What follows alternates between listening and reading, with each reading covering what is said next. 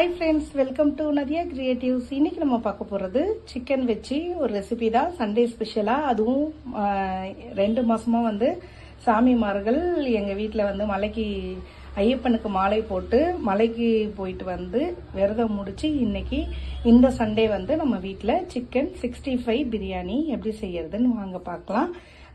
ரொம்ப சூப்பராக டேஸ்டியான பசங்களுக்கு பிடிச்ச ஒரு டிஷ் இது.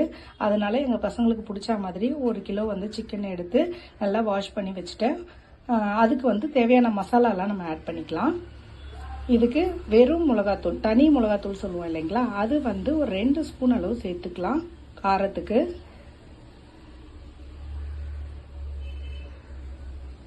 தனி மிளகாத்தூள் 2 ஸ்பூன்.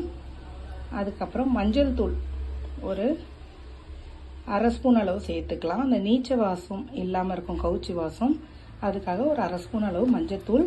அதுக்கப்புறம் வந்து சால்ட், உப்பு சேர்த்துக்கலாம். சால்ட், உப்பு இதுக்கு தேவையான அளவு சேர்த்துக்கலாம்.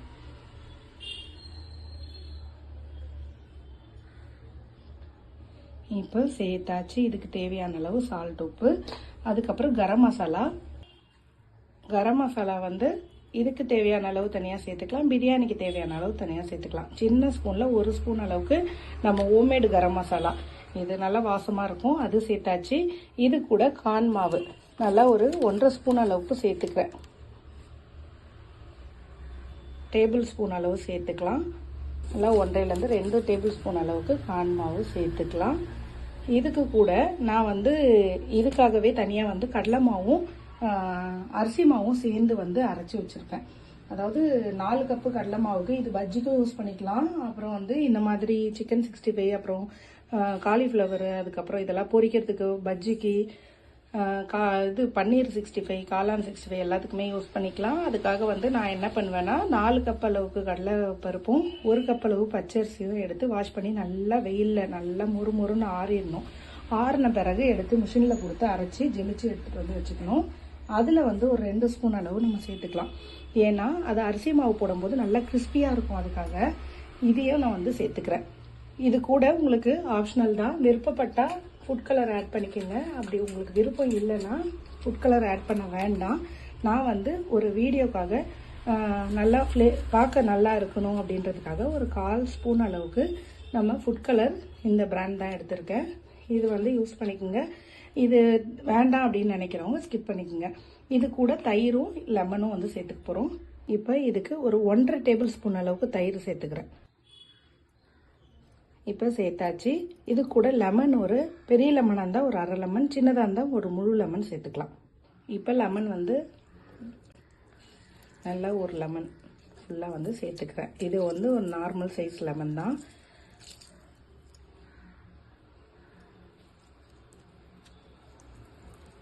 இது எல்லாத்தையுமே சீட்ஸ் இல்லாமல் எடுத்துகிட்டு சேர்த்துங்க.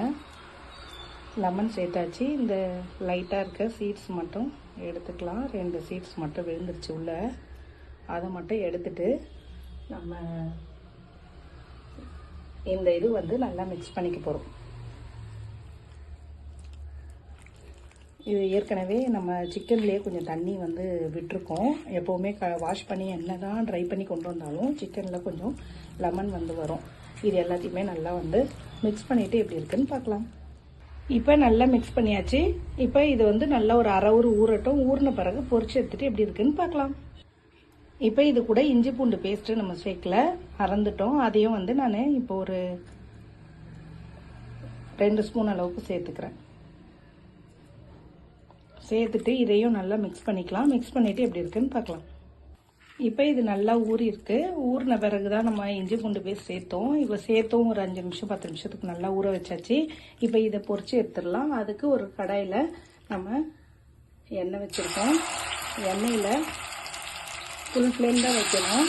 நல்லா ஒரு பீஸாக வந்து தனித்தனியாக தள்ளி போட்டு நல்லா பொரிச்சு எடுத்திங்கன்னா நம்மளோட சூப்பரான சிக்கன் 65 ரெடி ஆகிடும். அதாவது சிக்கன் கபாப், சிக்கன் 65 எப்படி வேணால் சொல்லிக்கலாம் நீங்கள். இப்போ இது ஒரு பீஸாக எடுத்து இதே மாதிரி தள்ளி போட்டு நல்லா பொரிச்சு எடுத்துகிட்டு நம்ம பிரியாணி செஞ்சு பிரியாணியில் வந்து சேர்க்க போகிறோம். அதுதான் நம்மளோட சூப்பரான சிக்கன் 65 பிரியாணி. குழந்தைங்களுக்கு ரொம்ப பிடிச்சமான பிரியாணி இது. இது எல்லாத்தையும் சேர்த்துட்டு எப்படி இருக்குன்னு பார்க்கலாம். இப்போ எல்லா சிக்கனையும் நல்லா வந்து கிறிஸ்பியாக வந்து வறுத்து எடுத்துட்டோம். நல்லா சூப்பராக நல்லா உள்ளே சாஃப்டாகவும் வெளியே நல்லா இந்த சவுண்ட்லேயே நல்லா கேட்கும் பாருங்கள் உங்களுக்கு. இந்த அளவு நல்லா மொறுன்னு வறுத்து எடுத்தாச்சு. இப்போ இதில் நல்லா ஒரு 5 பெரிய வெங்காயம் நீல வாக்கில் கட் பண்ணி வச்சுருக்கேன். 4 பச்சை மிளகா நீல வாக்கில் கட் பண்ணி வச்சுருக்கேன். நல்லா 3-4 தக்காளி வந்து பொடியாக கட் பண்ணி வச்சுருக்கேன். இது எல்லாத்தையுமே வந்து ரெடி பண்ணி வச்சுக்கலாம். இஞ்சி பூண்டு பேஸ்ட்டு எல்லாம் ரெடியாக இருக்குது. இப்போ நம்ம சிக்கன் வறுக்கணும் இல்லைங்களா, அந்த எண்ணெயே வந்து தான் இதில் சேர்க்க போகிறோம். அந்த ஸ்மெல் வந்து நல்லாயிருக்கும். அதனால் இப்போ எண்ணெய் நல்லா காஞ்சிருக்கு. இதில் பச்சை மிளகா வெங்காயம் இது எல்லாத்தையுமே வந்து சேர்த்து நல்லா கோல்டன் ப்ரௌன் வர வரைக்கும் வறுத்துக்க போகிறோம். நல்லா வறுத்த பிறகு இஞ்சி பூண்டு பேஸ்ட்டு சேர்த்துக்க போகிறோம்.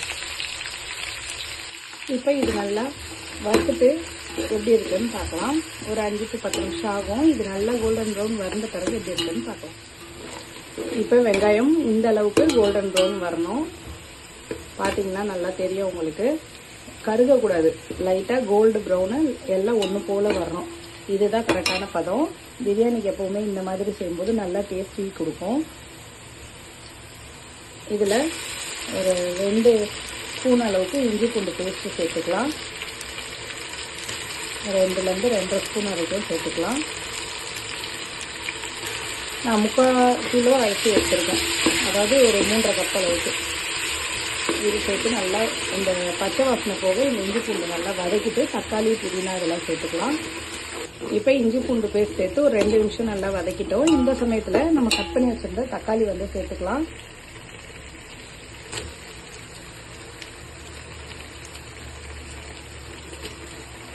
சேர்த்துட்டு இதுவும் ஒரு 2 நிமிஷம் வதக்கிட்டு புதினா கொத்தமல்லி சேர்த்துக்கலாம். இப்போ தக்காளி நல்லா வதங்கிட்டே இருக்குது. இந்த ஸ்டேஜில் புதினா கொத்தமல்லியும் நம்ம சேர்த்துக்கலாம். புதினா நல்லா 2 கைப்பிடி அளவு ஃப்ரெஷ்ஷான புதினா க்ளீன் பண்ணி எடுத்து வச்சுருந்தேன். அந்த புதினா வந்து சேர்த்துக்கலாம். அதே மாதிரி ஒரு கைப்பிடி அளவு கொத்தமல்லி, நல்லா ஃப்ரெஷ்ஷான கொத்தமல்லி அதையும் சேர்த்துட்டு எல்லாத்தையும் எண்ணெயில் நல்லா வதக்கிக்கலாம். நல்லா வதக்கிட்டு இப்போ மசாலாலாம் ஆட் பண்ணிக்கலாம். இப்போ இந்த அளவுக்கு நல்லா வதங்கியிருக்கு புதினா கொத்தமல்லி தக்காளி எல்லாம் சேர்த்து. இப்போ இந்த சமயத்தில் வந்து நம்ம மசாலாலாம் ஆட் பண்ணிக்கலாம். மஞ்சள்தூள் ஒரு 1/4 ஸ்பூன், கரம் மசாலா ஒரு 1.5 ஸ்பூன் அளவு சேர்த்துக்கலாம். நான் சின்ன ஸ்பூன்றதுனால 1.5 ஸ்பூன் சேர்க்குறேன். நீங்கள் பெரிய ஸ்பூனாக இருந்தால் 1 ஸ்பூனே போதுமானது.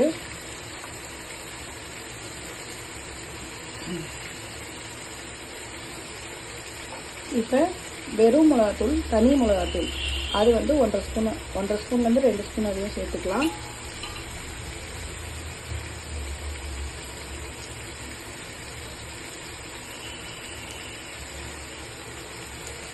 சேர்த்தாச்சு. இதுக்கு தேவையான அளவு உப்பு, நான் சால்ட் உப்பு சேர்த்துக்கிறேன். நீங்கள் கல் உப்பு வேணுன்னா கல் உப்பு சேர்த்துக்கலாம். சேர்த்தாச்சு. இது எல்லாத்தையுமே நல்லா வந்து எண்ணெயில் வதக்கிக்கலாம். நல்லா வதக்கிட்டு எப்படி இருக்குன்னு பார்க்கலாம். இப்போ இதுக்கு ஒரு மீடியம் சைஸு லெமன் வந்து ஒரு லெமன் முழுசாக வந்து சேர்த்துக்கலாம்.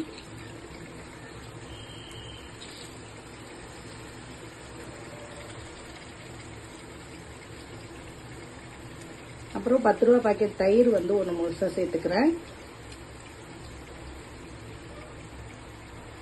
இப்போ தயிர் ஒரு பாக்கெட்டு அப்படியே வந்து சேர்த்துடலாம். சேர்த்துட்டு நல்லா கலந்து கொடுத்துடலாம். இப்போ இந்த தயிரும் லெமனும் சேர்த்ததை நல்லா வந்து மிக்ஸ் பண்ணிட்டு தேவையான அளவு தண்ணி சேர்த்து நல்லா கொதிக்க வச்சுக்கலாம். சூப்பரான நம்மளோட பிரியாணியோட மசாலா ரெடி. இப்போ இதில் தேவையான அளவு தண்ணி சேர்த்துக்கலாம். இப்போ இது நல்லா தளன்னு கொதிச்சு வரட்டும். வந்த பிறகு நம்ம ஊற வச்சிருந்த பாஸ்மதி ரைஸு நல்லா ஒரு 3.5 கப் அளவுக்கு இருக்குது. இது வந்து நல்லா ஊற வச்சுருக்கோம். இதை வந்து சேர்த்துட்டு எப்படி இருக்குன்னு பார்க்கலாம். இப்போ இது நல்லா கொதிச்சு வருது பாருங்கள். நல்லா நுரைச்சி கொதிச்சு வர சமயத்தில் நம்ம ஊற வச்சிருந்த இந்த பாஸ்மதி ரைஸ் இதை வந்து சேர்த்துக்கலாம். சேர்த்துட்டு இதை வந்து நல்லா கலந்து கொடுத்துட்டு தட்டு போட்டு மூடி அப்படியே கொஞ்சம் தண்ணி வத்தட்டோன்னு நம்ம வறுத்து வச்சுருக்க சிக்கன் வந்து சேர்க்க போகிறோம். இதுதான் இதோடைய ப்ராசஸ்ஸு. கொஞ்சம் தண்ணி வற்றி வரும்போது அந்த வறுத்து வச்சுருந்த சிக்கன் எல்லாம் மேலே சேர்த்துட்டு தம் போட்டுறணும். அவ்வளோதான், சிக்கன் 65 பிரியாணி ரெடி ஆகிடும். இது நல்லா கொதிச்சு வரட்டும். இந்த மாதிரி நம்ம தட்டு போட்டு மூடி வச்சுருக்கோம். தண்ணி எல்லாம் வற்றின பிறகு நம்ம இந்த மாதிரி தவாவில் வந்து ஸ்லோவில் வச்சு நல்லா ஹீட் பண்ணி வச்சுக்கணும். இப்போது இது வந்து அப்படியே எடுத்து இது மேலே வச்சுட்டு தவா மேலே நல்லா ஹீட் பண்ணது வச்சுட்டு அப்படியே ஒரு 10 நிமிஷத்துலேருந்து 1/4 ஹவர் வரையும் மேலே வந்து பூண்டு இடிக்கிற கல் வச்சிடணும்.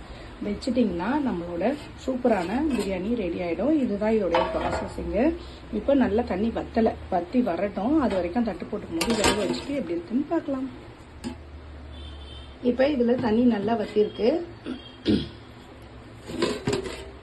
இந்த அளவுக்கு வற்றின பிறகு இப்போ என்ன பண்ணணும், ஒரு தவா வந்து நம்ம சப்பாத்தி கல் இருக்கும்ல அது வந்து கேஸில் வச்சுட்டு நல்லா ஃபுல் ஃப்ளேம் வச்சு கொஞ்ச நேரம் காயட்டோன்னு ஸ்லோ பண்ணிவிட்டு இந்த பிரியாணி வந்து எடுத்து இந்த அடுப்புலேருந்து எடுத்து இந்த அடுப்பில் வந்து மாற்றி வச்சுட்டேன்.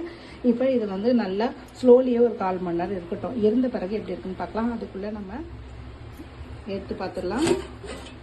ரொம்ப சூப்பராக நமக்கு ரெடி ஆயிருக்கு. ரெடியான பிரியாணியில் இந்த சிக்கன் வறுத்து வச்சிருந்த இந்த சிக்கன் 65 எல்லாத்தையும் மேலே சேர்த்துக்கலாம். சேர்த்துட்டிங்கன்னா நம்மளோட சிக்கன் 65 பிரியாணி ரெடி. இப்போ இதை அப்படியே வச்சு நம்ம கலந்து கொடுத்துட்டு பிரியாணி வச்சோம்னா நம்மளோட சூப்பரான சிக்கன் 65 பிரியாணி ரெடி ஆயிடுச்சு.